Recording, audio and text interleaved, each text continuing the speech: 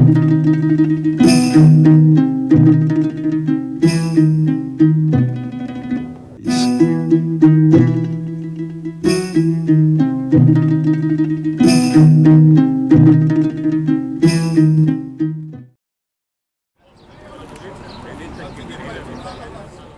দর্শক, মিশরের রাজধানী কায়রোর ঐতিহাসিক সালাউদ্দিন দুর্গের ভেতরে মোট 4টি ঐতিহাসিক মসজিদ আছে।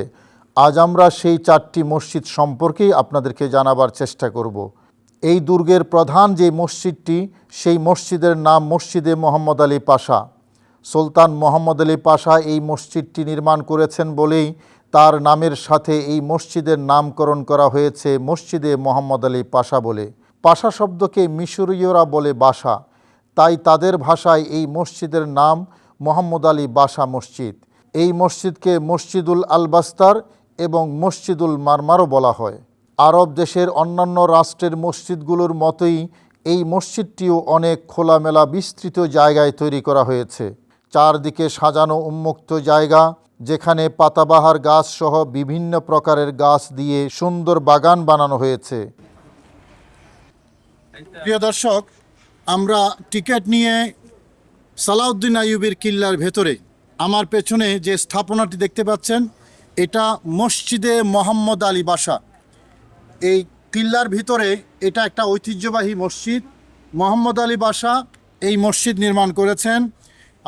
আমরা এই মসজিদটির ভেতরে আপনাদেরকে কিছুক্ষণের জন্য নিয়ে চলি। মূল মসজিদ ভবনের সামনে এই বিশাল আঙ্গিনাটি সম্পূর্ণ খোলা, যেখানে ঈদ কিংবা অন্যান্য বড় উপলক্ষে নামাজির সংখ্যা বেশি হলে মুসল্লিগণ নামাজের জামাতে অংশগ্রহণ করতে পারেন। ছাদবিহীন এই আঙ্গিনার ঠিক মাঝখানেই ছোট এই গম্বুজের নিচে আছে অজু করার ব্যবস্থা। খোলা জায়গায় মুসল্লিগণ পরম স্বাচ্ছন্দ্যে নামাজের জন্য অজু করতে পারেন। বাহির থেকে দেখলে খোলামেলা থাকার কারণে মসজিদের ভেতরের অনেকটা সৌন্দর্য দেখা যায়।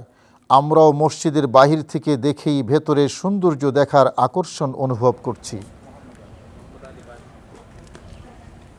সম্মানিত দর্শক, আধুনিক মিশরের রূপকার মোহাম্মদ আলী বাসা এই মসজিদটি নির্মাণ করেন।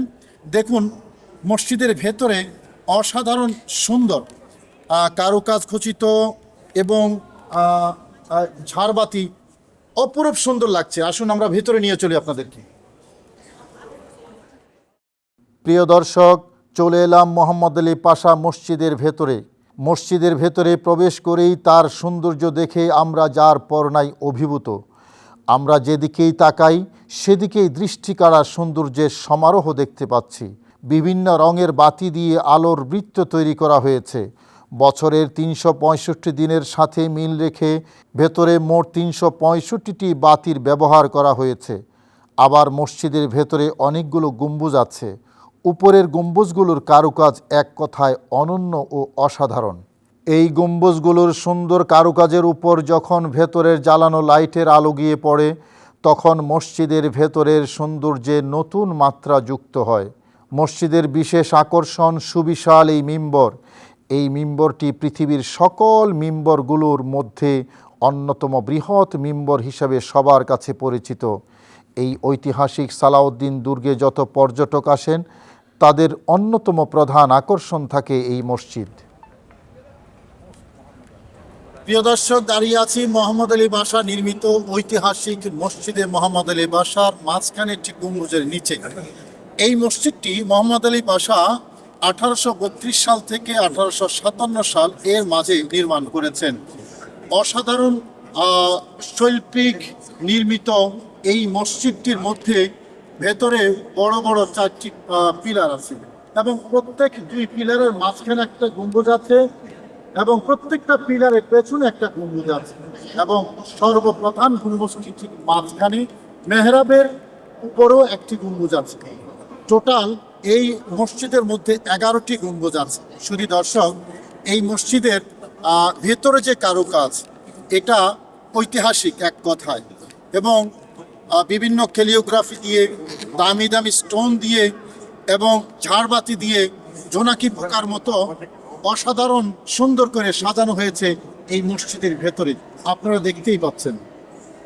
প্রিয় দর্শক, ঐতিহাসিক মসজিদটি নির্মাণ করেন মোহাম্মদ আলী পাশা, যিনি 1805 সালে মিশরে শাসন ক্ষমতায় আসেন। তিনি 1830 সালে এই মসজিদের নির্মাণ কাজ শুরু করেন। মসজিদের ভেতরের বাইরের ডিজাইনে উসমানী সালতানাতের স্থাপত্য শিল্পের অনুকরণ করা হয়। 10,000 মানুষের ধারণ ক্ষমতার এই মসজিদ মোহাম্মদ আলী পাশা তার জ্যেষ্ঠ পুত্র তুসুন পাশার স্মরণে নির্মাণ করেছিলেন। এই মসজিদের ডিজাইন করেছেন স্থপতি ইউসুফ বুশনাক, যিনি তুরস্কের ইস্তাম্বুলের বাসিন্দা ছিলেন। ونشهد أن لا إله إلا الله الواحد الأحد الفرد الصمد لم يلد ولم يولد। প্রিয় দর্শক, সৌভাগ্যক্রমে এই ঐতিহাসিক মোহাম্মদ আলী পাশা মসজিদে জুমার নামাজ আদায় করার সুযোগ হয়েছে আমাদের। খতিব সাহেব একজন মিশরীয়। খুতবার মধ্যে তিনি সূরা 3-এর আলোকে চমৎকার বক্তব্য রেখেছেন। সকল মুসল্লি পিন পতন নীরবতা নিয়ে খুতবা শুনেছেন।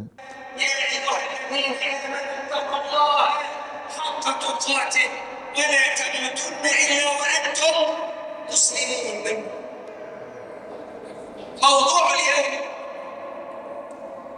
هو الأوطان ليست أهمية بالتراب. নামাজ শেষে দেখছি খতিব সাহেব সবার সাথে মোলাকাত করছেন। আমরাও খতিব সাহেবের সাথে কথা বলার জন্য উদ্গ্রীব হয়ে এগিয়ে এলাম। خطبة جميلة.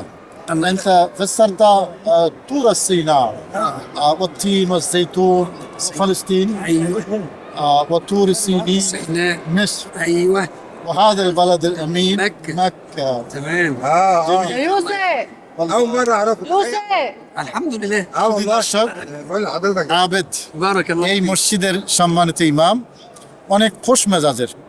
ওনার সাথে কথা বললাম যে মোহাম্মদ আলী এই মসজিদটি তৈরি করেছেন সালাউদ্দিন আইয়ুবী কেল্লা নির্মাণ করার অনেক বছর পরে, এবং এই মসজিদে তিনি 15 বছর আজকে ইমামের দায়িত্ব পালন করছেন। এবং এই মসজিদের সৌন্দর্য সম্পর্কে তিনি বলেছেন, এবং আজকে যে খুতবা দিয়েছেন অসাধারণ খুতবা। আমি ওনাকে ধন্যবাদ জানিয়েছি।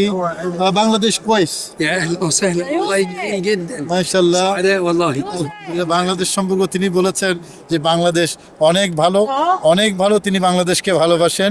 এই মসজিদ অনেক সুন্দর, এই মসজিদের কথাও বলেছেন। এবং যিনি এই মসজিদ নির্মাণ করেছেন মোহাম্মদ আলী, ওনার এখানে কবর আছে, সে কথাটিও তিনি বলেছেন। হাইয়াকুমুল্লাহ হাইয়াকুমুল্লাহ মারহাবান মারহাবান বাংলাদেশ মারহাবান। مرحبا بكم في بلدكم মাশাআল্লাহ মাশাআল্লাহ জাযাকুমুল্লাহ খাইর। আমাদের সাথে খতিব সাহেবের এমন সুন্দর আলাপচারিতা দেখে কয়েকজন মুসল্লি এগিয়ে এলেন আমাদের সাথে কথা বলার জন্য। আমরা তাদের সাথেও এই মসজিদ এবং অন্যান্য অনেক বিষয় নিয়ে কথা বললাম। দর্শক, এই মসজিদ দেখার জন্য ধর্ম বর্ণ নির্বিশেষে সবাই আসেন। অনেক অমুসলিমকেও এখানে আমরা দেখেছি, এবং সবাই মসজিদের সৌন্দর্য দেখে অভিভূত হয়ে ফিরে যান। মসজিদের ঠিক এই অংশে যে কবরটি দেখতে পাচ্ছেন, এটি মোহাম্মদ আলী পাশার কবর। এই মসজিদের মধ্যেই তাকে দাফন করা হয়। যতদূর জানা যায়, মৃত্যুর আগে এখানে সমাহিত হওয়ার জন্য তিনি ইচ্ছা প্রকাশ করেন, এবং তার সেই ইচ্ছার আলোকে তাকে এখানে দাফন করা হয়।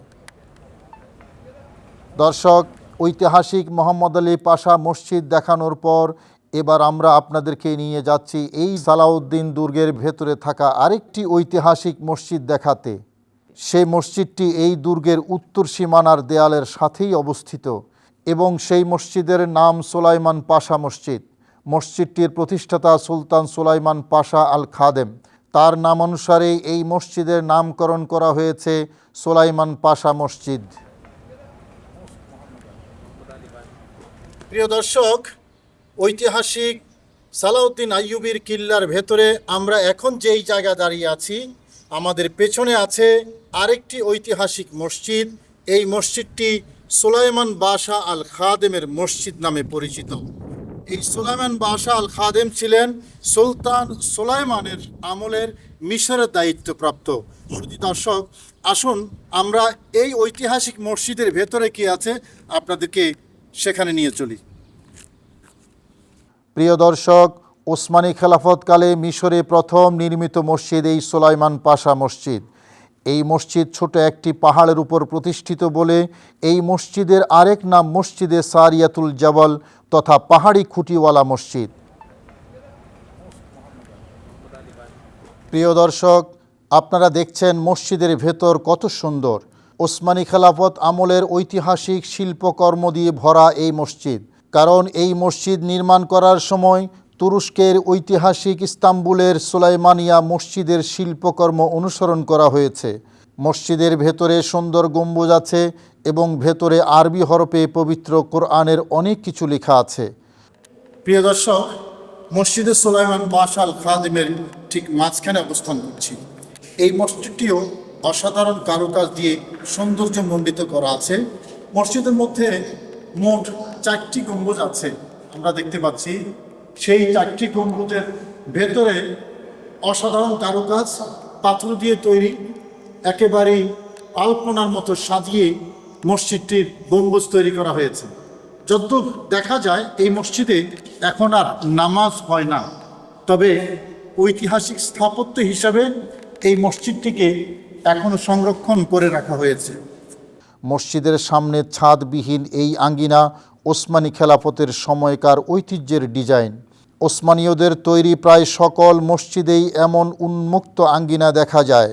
এমন উন্মুক্ত আঙ্গিনা আলো বাতাসের জন্য এবং সৌন্দর্য বর্ধনের জন্যই সাধারণত রাখা হয়।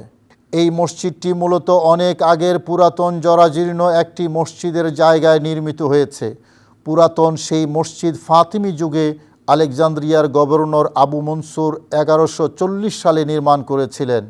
ওই মসজিদ ধ্বংসপ্রায় হয়ে যাওয়ার পর সুলতান সুলাইমান পাশা আল খাদেম সেই মসজিদের জায়গায় 1558 সালে এই মসজিদ নির্মাণ করেন। প্রিয় দর্শক, মসজিদের ঠিক বাঁ পাশের লম্বালম্বি এই বিশাল রুম আমাদের সবার মনোযোগের কারণ, কেননা এটা তৈরি করা হয়েছে ইলমি দ্বীন শিক্ষা করার জন্য। সে যুগের মসজিদগুলোতে ইলমি দ্বীন শেখার যে ব্যবস্থা রাখা হতো, এই জায়গাটি তার ঐতিহাসিক দলিল। সম্মানিত দর্শক, মসজিদে সুলাইমান পাশা আল খাদেমের পাশেই একটি ঘরের মধ্যে আমি অবস্থান করছি। সুলাইমান পাশা আল খাদেম শুধু যে মসজিদ তৈরি করেছেন তা নয়, পাশে এই ঘরটি তৈরি করেছেন হিফজখানা হিসেবে। এখানে ছোট ছোট বাচ্চারা কোরআনে কারীম হিফজ করত এবং এখানেই পড়াশোনা করত। শুধু দর্শক, সে যুগের রাজা বাদশাহ যারা, তারা শুধু প্রশাসনিক কাজে ব্যস্ত থাকতেন তা নয়, তারা যে দ্বীনের খেদমত করতেন, বিশেষ করে ইলমে দ্বীনের জন্য, কোরআনে কারীমের হেফজ করার জন্য তাদের যে পরিপূর্ণ মনোযোগ ছিল, এই ঘরটি তার স্মৃতিস্মারক হিসাবে এখনও দাঁড়িয়ে আছে।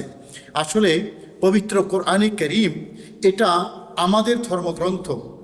যারা রাজা বাদশাহ যারা হবেন, তাদের রাষ্ট্রীয় পৃষ্ঠপোষকতায় কোরআনে কারীম হেফজ মাদ্রাসা বা কোরআনে কারীমের খেদমত করা এটা অত্যন্ত জরুরি একটা দায়িত্ব এবং কর্তব্য। এই ঘরটি তারই প্রমাণ বহন করে।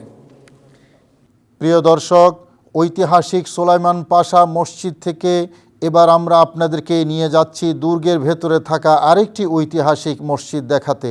ঐতিহাসিক সেই মসজিদের নাম মসজিদ আল নাসের ইবনে কালাউন মসজিদ। এই সেই কালাউন মসজিদ। এই মসজিদটি দুর্গের মূল প্রবেশদ্বারের কাছে। সুলতান আল নাসের মোহাম্মদ ইবনে কালাউন 1318 খ্রিস্টাব্দে 4 মাস 25 দিনে এই ঐতিহাসিক মসজিদ নির্মাণ করেন। এই মসজিদকে জামে নাসরিও বলা হতো। সেই যুগে এই মসজিদেই জুমার নামাজ হতো বলে এই মসজিদকে জামিউল খুতবা তথা খুতবা দেয়ার মসজিদ বলা হতো। মসজিদের দৈর্ঘ্য 63 মিটার এবং প্রস্থ 57 মিটার এবং মসজিদের মাঝখানেই দেখছেন এই ছাদবিহীন বিশাল আঙ্গিনা। মসজিদ এবং আঙ্গিনা মিলে 5000 মানুষ একসাথে নামাজ পড়তে পারে এখানে। এই মসজিদের ভেতরেও ওসমানী খেলাফত আমলের শিল্প সৌন্দর্য ভরা। মসজিদের মেহরাবটি ছোট হলেও অত্যন্ত সুন্দর। পাশেই আছে কাঠের তৈরি সুন্দর মিম্বর। ভেতরে গম্বুজ সাজানো হয়েছে পবিত্র কোরআনের আয়াত দিয়ে।